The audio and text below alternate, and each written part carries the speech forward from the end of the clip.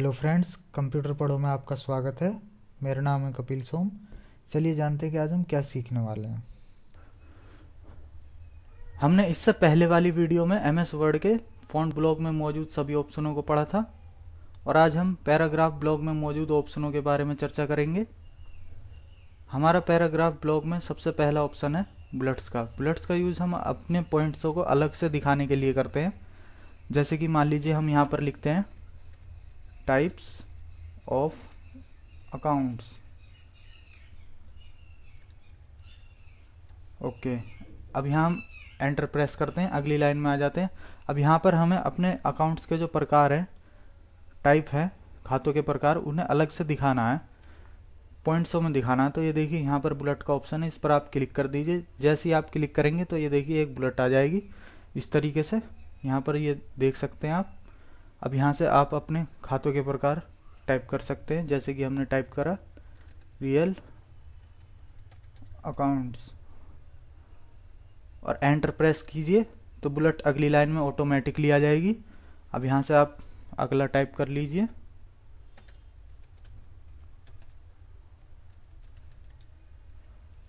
और यहाँ से एंटर प्रेस कीजिए, फिर अगली लाइन में आ जाएगी बुलेट।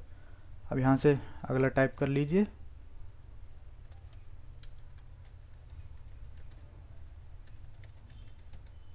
अब आप यहाँ पर देखिए आपका जो है खातों के प्रकार यहाँ पर ख़त्म हो गए हैं। अब आप एंटर प्रेस करेंगे तो ये देखिए बुलेट अगली लाइन में फिर आ गई है। अब यहाँ पर हमें बुलेट नहीं चाहिए, तो उसके लिए आप यहाँ पर दोबारा एंटर प्रेस कर दीजिए। तो ये देखिए आपका जो पॉइंटर है वो सही हो गया है। अब आप यहाँ से जो भी टाइप करेंगे वो नॉर्मल होगा, बुलेट नहीं आएगी।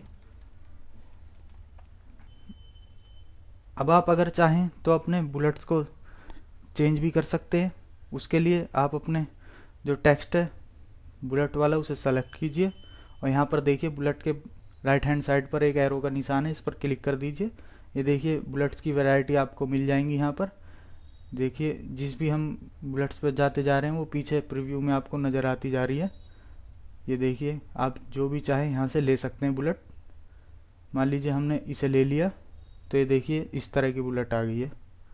और अगर आप चाहें तो नंबर में भी ले सकते हैं इसे। आपको ये पसंद नहीं आ रही तो आप नंबर में भी ले सकते हैं। ये देखिए यहाँ पर नंबरिंग के लिए है। आप यहाँ पर जैसे ही क्लिक करेंगे तो ये देखिए आपकी बुलेट जो है नंबर में आ गई हैं। और अगर आप नंबर में भी और टाइप्स लेना चाहते हैं तो उसी की तरह ये राइट हैंड साइड पर इसके भी एरो है, यहाँ पर क्लिक कर दीजिए और देखिए इस लिस्ट में से आप छांट सकते हैं जो भी आप लेना चाहें। हम इसे ही रहने देते हैं। अब हम इस नंबरिंग को हटाना चाहते हैं तो हम इसे हटा भी सकते हैं। यहाँ पर देखिए ऑप्शन है, इस पर यहाँ पर जाएंगे तो नन की कमांड है, इस पर क्लिक कर देंगे तो ये देखिए आपकी नंबरिंग हट जाएगी। हम इसे वैसे ही कर लेते हैं जैसे था पहले।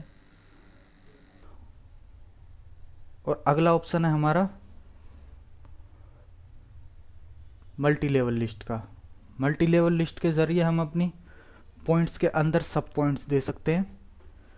जैसे कि यहाँ पर हम आपको लिख कर दिखाते हैं नए सिरे से। यहाँ पर हम करते हैं टाइप्स ऑफ अकाउंट्स। अच्छा, अब हम चाहते हैं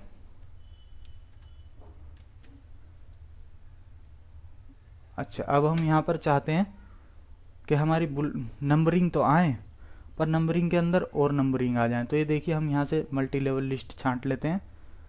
तो ये देखिए यहाँ से इसे मान लीजिए हम यहाँ से इसे छांटते हैं तो हम यहाँ करते हैं रियल अकाउंट्स।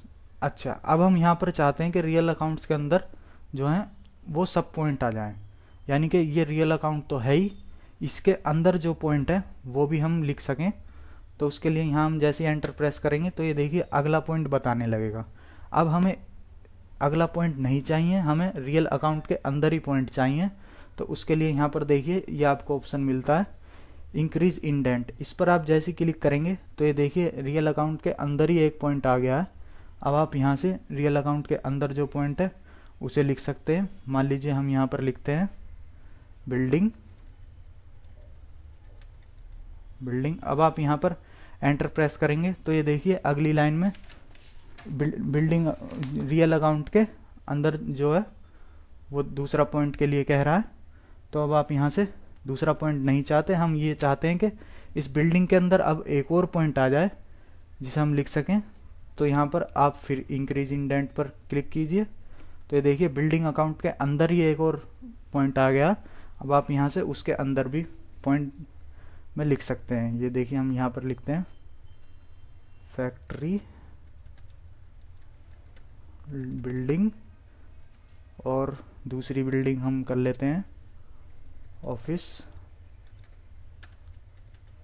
बिल्डिंग। अच्छा, अब आप देख सकते हैं कि हमारा पहला पॉइंट था रियल अकाउंट का। रियल अकाउंट के अंदर हमने एक और पॉइंट दिया बिल्डिंग अकाउंट का, और बिल्डिंग अकाउंट के अंदर हमने 2 पॉइंट दिए फैक्ट्री बिल्डिंग और ऑफिस बिल्डिंग। अब हम यहाँ से चाहते हैं हमारा जैसे रियल अकाउंट में ए पॉइंट है इसी तरीके से बी पॉइंट आ जाए।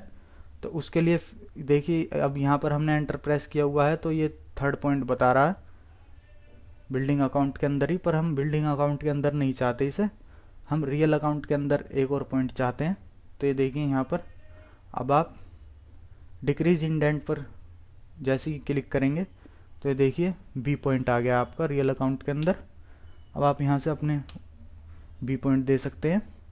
मान लीजिए अब हम यहाँ से देते हैं फर्नीचर।